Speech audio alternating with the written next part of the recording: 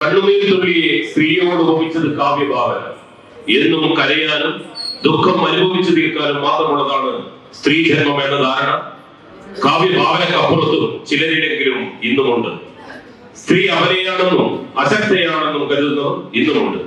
അതുകൊണ്ടാണല്ലോ സ്ത്രീ ശാക്തീകരണത്തിന് പദ്ധതി തന്നെ വേണ്ടി വരുന്നത്.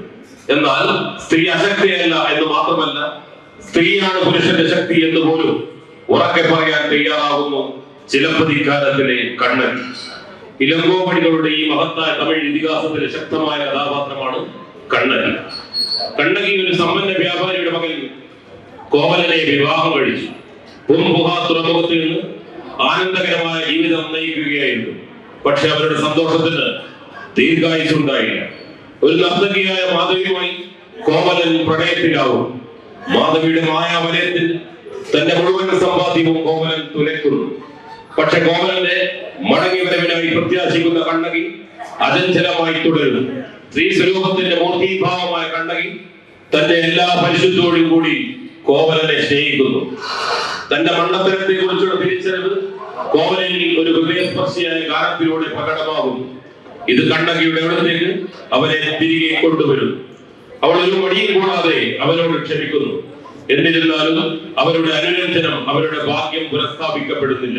ഒരു പുതിയ തുടക്കം തേടി അവർ അവസാന ആസ്തിയായ മാണിക്യങ്ങൾ നിറച്ച രണ്ട് വിലയേറിയ ഭാസനങ്ങളുമായി പാണ്ഡ്യരാജ്യത്തേക്ക് പോകും. മധുരയിൽ കണ്ണകിയുടെ രക്തച്ചെലമ്പ് വിൽക്കാൻ ശ്രമിച്ച കോവലന് ഒരു ദുരന്തം സംഭവിക്കുന്നു. രാജ്ഞിയുടെ മുത്തു നിറച്ച ചിലമ്പാണെന്ന് തെറ്റിദ്ധരിച്ച് കോവലിനെതിരെ തെറ്റായി കുറ്റം ചുമത്തി വധിക്കുന്നു. കണ്ണകിയുടെ ദുഃഖം കോപമായി മാറുന്നു. അവൾ നെടുഞ്ചെഴിയിൽ പാണ്ഡ്യരാജാവിനെ നേരിടുന്നു. തന്റെ ചിലമ്പിനെ മാണിക്യങ്ങൾ വെളിപ്പെടുത്തി രാജ്ഞിയുടെ കണങ്കാലിലെ മുത്തുകളുമായി താരതമ്യം ചെയ്തുകൊണ്ട് കോപാലന്റെ നിരപരാധിത്വം തെളിയിക്കുന്നു. ഗുരുതരമായ തെറ്റ് മനസ്സിലാക്കിയ രാജാവ് നിരാശയോടെ സ്വന്തം ജീവനെടുക്കുന്നു.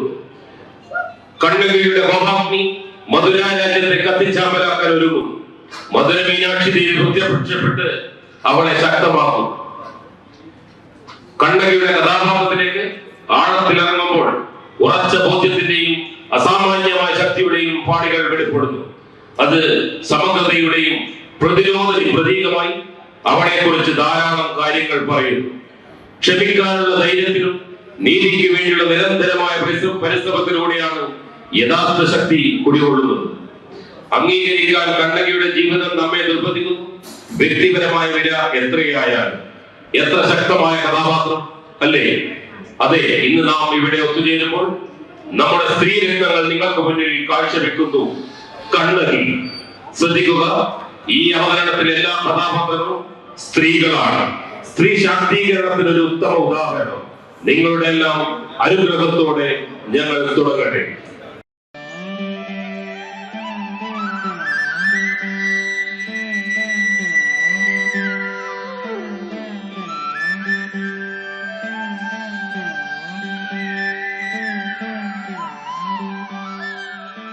പാലക്കാട് വാളയാറിൽ 13ഉം 9ഉം വയസ്സുള്ള 2 കുരുന്നുകളെ പീഡിപ്പിച്ച് കെട്ടിത്തൂക്കിയ മനുഷ്യ പിശാചുക്കളെ വെറുതെ വിട്ടു.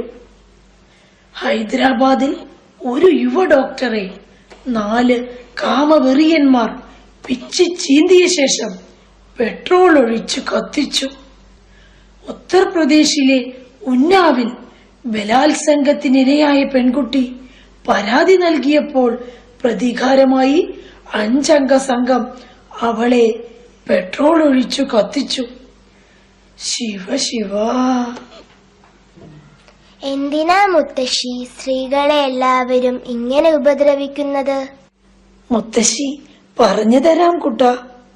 മുത്തശ്ശി, നമുക്ക് ശക്തിയില്ലാത്തത് കൊണ്ടാണോ? ശക്തിയില്ലാത്തത് കൊണ്ടൊന്നുമല്ല കുഞ്ഞേ. ന്യായത്തിനും നീതിക്കും വേണ്ടി പോരാടിയ കരുത്തുറ്റ ശക്തി സ്വരൂപിണിയായ കണ്ണകി എന്ന സ്ത്രീ ശക്തിയുടെ പിൻതലമുറക്കാരാണ് നമ്മൾ. മുത്തശ്ശി, ആരാണ് ഈ കണ്ണകി?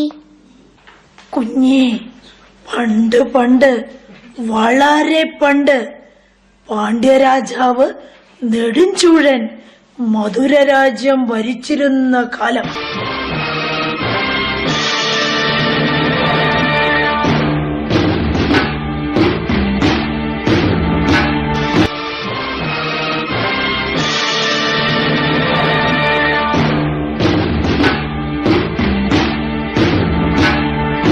പാണ്ഡ്യ കുലപതി മധുര മഹാരാജാവും മഹാറാണിയും എഴുന്നള്ളുന്നു.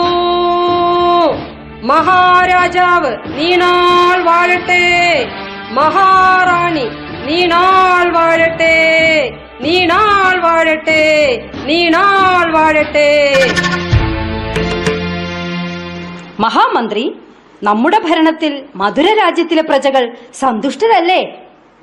അതേ മഹാരാജൻ, നീതി ന്യായ ധർമ്മം പരിപാലിക്കപ്പെടുന്ന അങ്ങയുടെ രാജധർമ്മത്തിൽ പ്രജകളെല്ലാം സന്തുഷ്ടരാണ്. ആര്യപുത്ര, നമ്മുടെ മോഷണം പോയ ചിലമ്പിന്റെ കാര്യം എന്തായി? മഹാമന്ത്രി, നമ്മുടെ റാണിയുടെ കളവ് പോയ ചിലമ്പിന്റെ അന്വേഷണം എവിടെ വരെയായി? മോഷ്ടാവിനെ എത്രയും പെട്ടെന്ന് കണ്ടെത്താൻ നാം ഉത്തരവിട്ടതല്ലേ? മഹാരാജൻ 4 ദിക്കിലേക്കും രാജഭടന്മാരെ അയച്ചിട്ടുണ്ട്.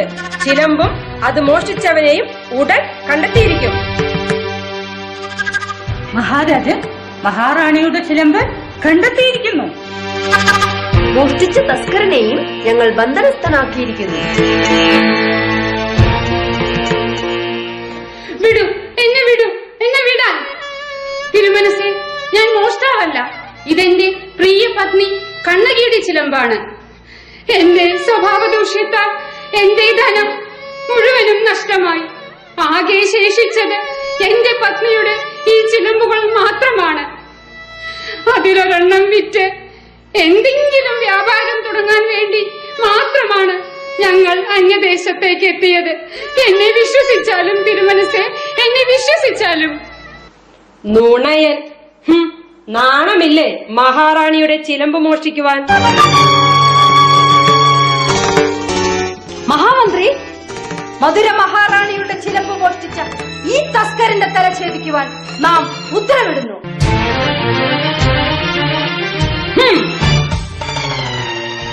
അരുതേ, അരുതേ തിരുമനസേ, അരുതേ, ഞാൻ നിരപരാധിയാണ്. അരുതേ തിരുമനസേ, എന്റെ പ്രിയ പത്നി എന്റെ വരവ് പ്രതീക്ഷിച്ചിരിക്കുന്നു. എന്നെ വധിക്കരുതേ, അരുതേ തിരുമനസേ, അരുതേ, എന്നെ കൊല്ലരുതേ. അയ്യോ, എന്നെ വധിക്കരുതേ, അരുതേ, അരുതേ തിരുമനസേ, വധിക്കരുതേ. അയ്യോ.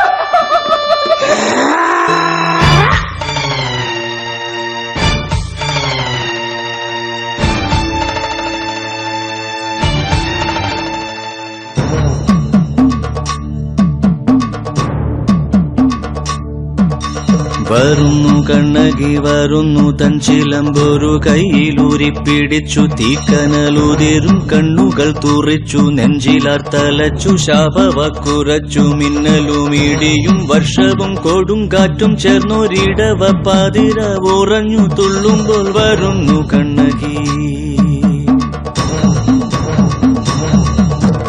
ഇരുപാടും മുടി അഴിഞ്ഞു പാറുന്നു കനലറിഞ്ഞ പോലെ അവൾ ചോദിക്കുന്നു. ഹേ മധുരാരാജ്യമേ, കണ്ടുവോ നിങ്ങളൻ പ്രാണനാഥനെ? ഹേ മധുരാവാസികളെ, നിങ്ങൾ എന്റെ പ്രിയതമനെ കണ്ടുവോ? കണ്ടുവോ? അയ്യോ, നാഥാ, നാഥാ, എന്താണ് നീ കാണുന്നത്? നാഥാ!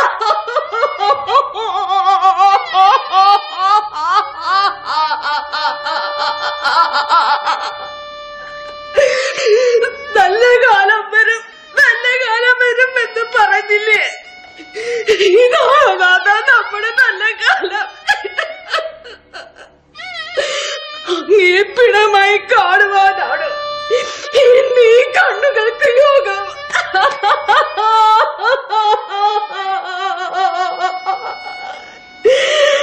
കള്ളനെന്ന മുദ്രകുത്തി ഒരു വിചാരണയും നടത്താതെ ഈ മധുരാരാജ്യം അങ്ങേ വധിച്ചുവോ? അല്ല, അല്ല, എന്റെ കണവൻ കള്ളനല്ല. ഇത് ചതി, കുടം ചതി.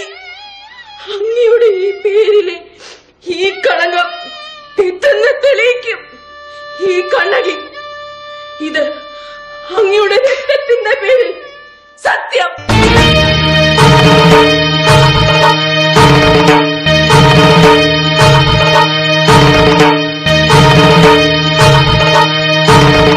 നീ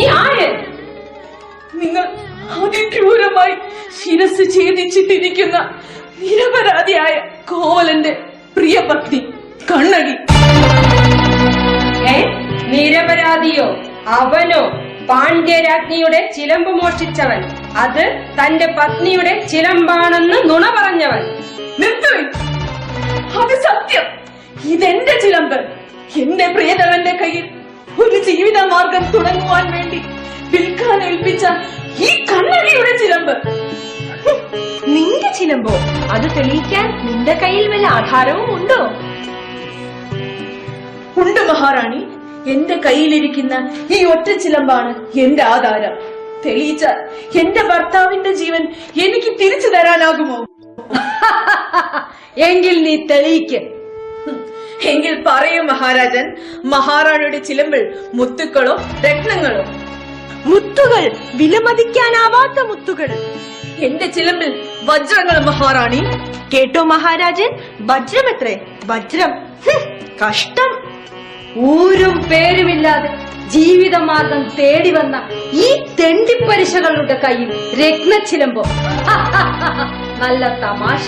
നിർത്തുവിൻ മഹാരാജൻ ഈ പരിഹാസം. കുറ്റവാളി നിങ്ങൾ, കുറ്റം തെളിയിക്കാൻ വന്നവൾ ഞാൻ. മുടക്കിവിൻ അങ്ങയുടെ പത്നിയുടെ ചിലമ്പുകൾ. ഇതാ കണ്ടോളൂ, വിലമതിക്കാനാവാത്ത മുത്തുകൾ.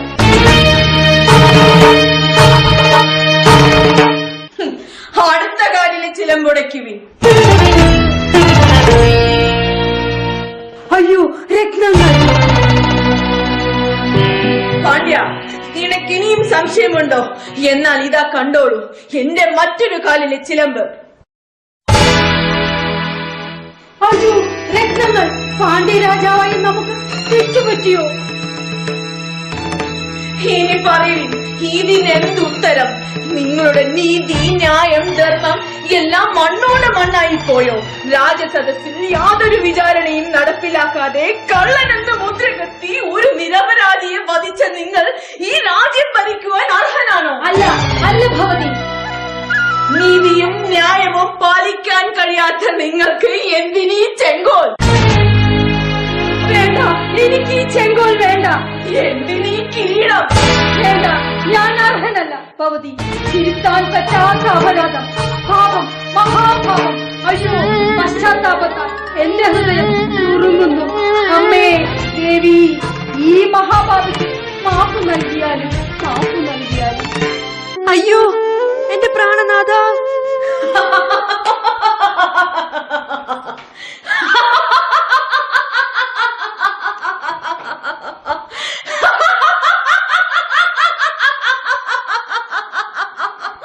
നശിക്കട്ടെ, എല്ലാം നശിക്കട്ടെ.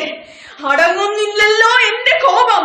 നിരാലംബയായ ഒരു പാവം സ്ത്രീക്ക് നീതി നടപ്പിലാക്കാൻ കെൽപ്പില്ലാത്ത ഈ മധുരാ രാജ്യം മുഴുവനും എന്റെ കോപാഗ്നിയിൽ വെന്തു വെണ്ണീറാവട്ടെ.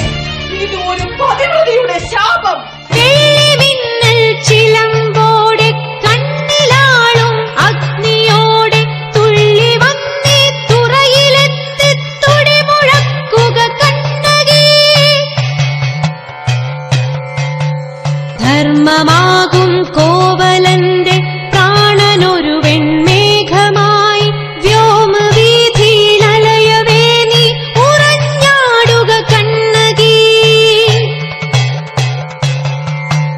നീതിശാസ്ത്ര പൊരുളിലറിയാമായമേകി പരിലസിക്കും പാപികൾ കുടവാളിനാലെ പകരമേകുക കണ്ണകി.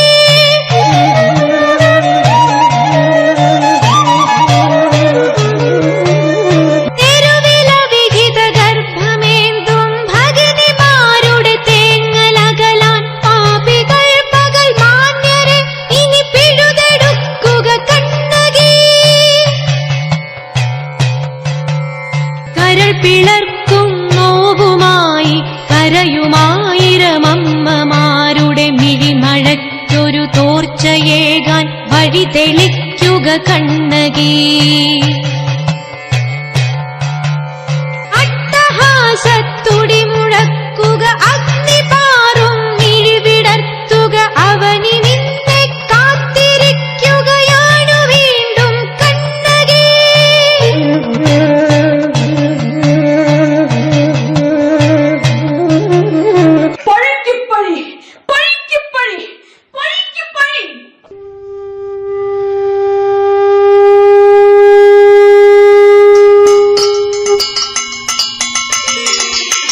മകളെ ശാന്തി, അടങ്ങൂ.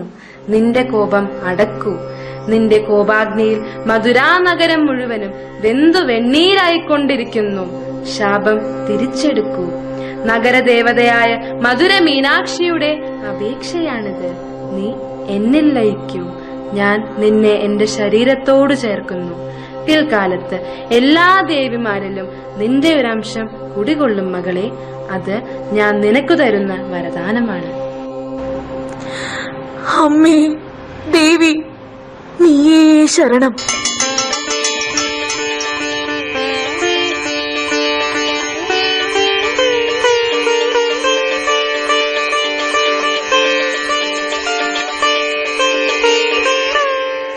കുഞ്ഞേ, കഥ മനസ്സിലായോ?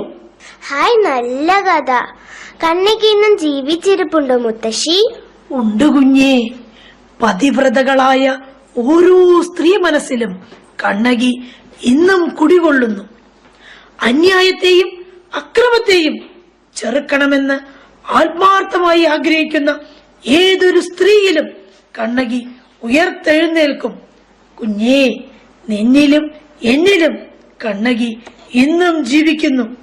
അവൾ ചിരഞ്ജീവിയാണ്, ശക്തി സ്വരൂപിണിയാണ്.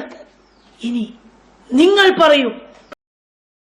അതെ, ഈ ചോദ്യം നിങ്ങൾക്കുള്ളതാണ്. സ്ത്രീ അവൾ അശക്തയാണ്, നിരാലംബയാണ്, അനീതിക്കും അക്രമത്തിനും എതിരെ പോരാടാൻ കെൽപ്പില്ലാത്തവളാണ്. അല്ലല്ല, ഒരിക്കലുമല്ല. അവൾ ഒരിക്കലുമല്ല. ഇവിടെ ഇരിക്കുന്ന ഓരോ അമ്മമാർക്കും അതറിയാം. കാരണം മനുഷ്യ ശരീരത്തില് ഒരു എല്ല് ഒടിഞ്ഞു പോയാൽ ഉണ്ടാകുന്ന വേദന, ആ വേദന സഹിക്കാനാകുന്നതാണ്.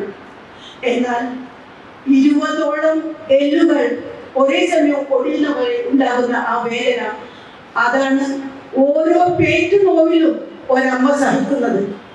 എന്നാലും ആ വേദനയെ നെഞ്ചോട് ചേർക്കുന്ന മധുരമായ ഒരു താരാട്ടായി മാറ്റാൻ പറ്റുന്ന അമ്മയെ ദുർബലയെന്ന് നമുക്ക് മുദ്രകുത്താനാകുമോ? ഇല്ല. സർവസംഹാരിയാണ് അവൾ സർവം സഹയാണ്.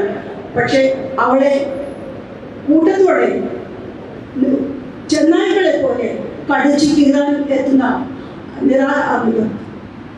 ദുഷ്ട ആത്മാക്കൾ എതിരെ അവൾ സർവസംഹാരിണിയായ മതിയാവും. ഇവിടെ നമുക്കെല്ലാവർക്കും ഒന്നിക്കാം.